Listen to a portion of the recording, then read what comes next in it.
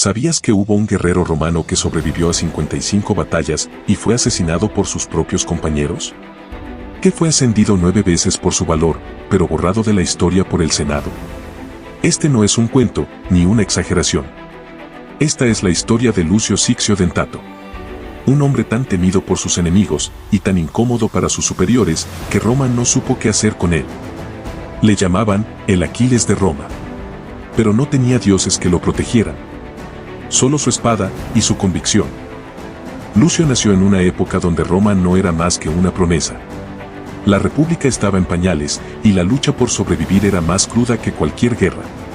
Su hogar estaba en los barrios bajos de Roma, entre el bullicio de comerciantes, esclavos y soldados lisiados.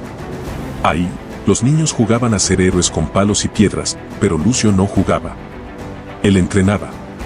Su padre, un curtidor de manos agrietadas, le enseñó que el dolor se soporta. Su madre, firme como una roca, le inculcó que el honor no se hereda, se gana.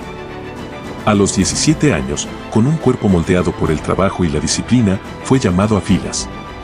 Roma estaba cercada por enemigos por todos lados, ecuos, sabinos, volscos, y cada tribu parecía más decidida que la anterior a incendiar la ciudad eterna. En su primer enfrentamiento, el escuadrón fue emboscado. La mayoría huyó. Lucio no. Permaneció firme, defendiendo a 3 compañeros que ni siquiera conocía. Mató al líder enemigo con una piedra en la cabeza. Así se ganó su primer ascenso. Desde ese día, su nombre empezó a escucharse en los campamentos. Y no con miedo, sino con respeto. Lo enviaron donde la batalla era más dura. Lucio no solo sobrevivía, lideraba. En la campaña contra los volscos, fue herido en la pierna de gravedad. El médico sugirió amputarla. Lucio lo amenazó con la misma espada que usaba en combate. 2 semanas después, volvió al frente. Luchó con una brutalidad táctica que sorprendía incluso a sus superiores. Siempre al frente, siempre expuesto. Pero nunca derrotado. En la batalla de Corbio, comandó una formación de infantería ligera que resistió durante horas un asalto de jinetes secos.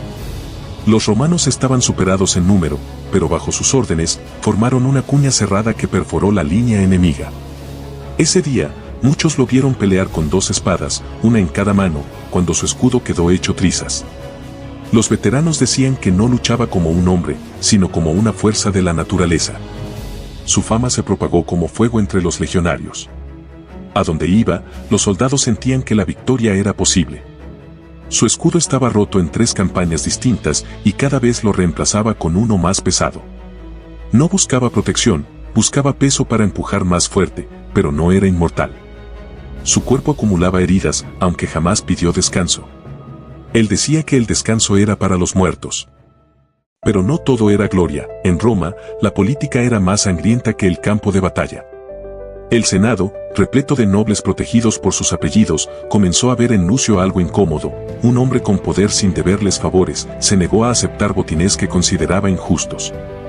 Denunció cómo los generales se enriquecían mientras sus soldados morían por unos metros de tierra. Muchos lo aplaudían en silencio. Otros, más poderosos, lo marcaban como una amenaza. Pocos sabían que detrás del acero, Lucio escondía algo que Roma rara vez premiaba: lealtad sincera. Su vínculo con Marco Veturio era más que camaradería. Eran hermanos de sangre, aunque no por nacimiento, sino por las batallas compartidas. En medio del caos, Marco era la única voz capaz de arrancarle una risa, aunque fuera breve. Durante las pausas entre campañas, cuando las espadas descansaban y el humo de la comida se mezclaba con el del recuerdo, compartían vino aguado, pan duro y nombres de los que no regresaron. Juraron cuidarse sin necesidad de decirlo. Si uno caía, el otro pelearía por los 2. Pero había algo que ni Marco podía entender. Una mujer. Gaia, la curandera de la legión. No era bella en el sentido romano, pero había algo en su mirada, en sus silencios, que desarmaba al guerrero más temido. Lucio entraba en su tienda herido, y salía más confundido que tras una emboscada. Entre vendajes y palabras no dichas, compartieron noches de tregua. Jamás oficializaron nada. Él decía que amar era exponer el flanco, y en guerra, eso se pagaba caro. Aún así, Gaia le dio un pequeño amuleto, un diente de lobo. Un símbolo de fuerza, sí, pero también de soledad. Lucio lo llevaba colgado al cuello, incluso cuando marchaba hacia la muerte. Jamás se lo quitó. Era su escudo invisible. Roma no siempre mataba con espadas. A veces, lo hacía con tinta. Lucio recibió una orden directa, marchar con un pequeño destacamento hacia una región pacificada. Una misión absurda. Sin relevancia estratégica, sin refuerzos, sin mapas precisos. Pero lo que más llamaba la atención era el silencio. Ningún general firmaba la carta. Solo senadores. Algunos de los mismos que lo habían querido lejos del Senado. Lucio entendió de inmediato. Aquello no era una campaña, era una sentencia. Una muerte con disfraz de deber. Aún así, no dudó. Reunió a sus soldados. Les habló con firmeza, sin rodeos. Nadie tiene que venir conmigo si no quiere. Pero yo sí voy. Porque aunque me manden al infierno, me voy a encargar de que no quede ni un demonio vivo allá abajo. Ninguno se movió. Todos lo siguieron. Sabía que su lealtad era su condena. Pero también sabía que el deber era lo único que jamás traicionaría. La emboscada fue brutal.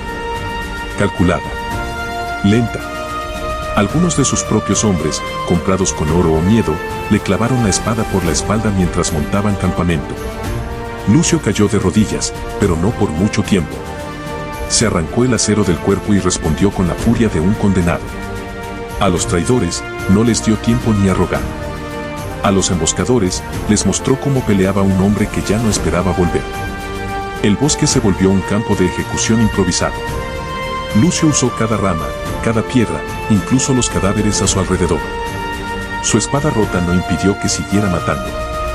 Cuando perdió el arma, siguió con las manos. Durante horas resistió. Uno tras otro, cayeron los que lo rodeaban.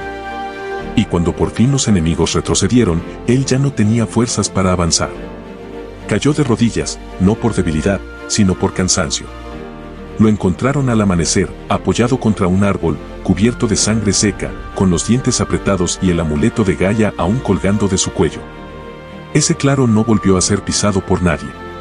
Los hombres que llegaron después dijeron que el aire se volvía pesado, como si aún quedara algo allí. Algo que no se dejó matar tan fácil. El Senado no investigó su muerte. Le dieron un entierro discreto, sin ceremonia, sin trompetas.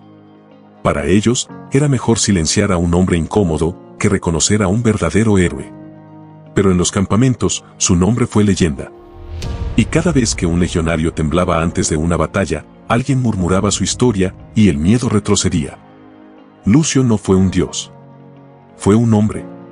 Uno que eligió pelear, incluso cuando sabía que no podía ganar. Uno que no pidió gloria, pero terminó convertido en mito. Porque no luchaba por Roma. Luchaba por lo correcto. Y eso no puede ser enterrado. Quizás la historia lo olvidó, pero mientras quede uno solo que recuerde su nombre, Lucio Sixio Dentato sigue en pie. Si esta historia te estremeció tanto como a quienes la vivieron, suscríbete. Y compartí esta historia para que la leyenda de Lucio no se pierda en el olvido.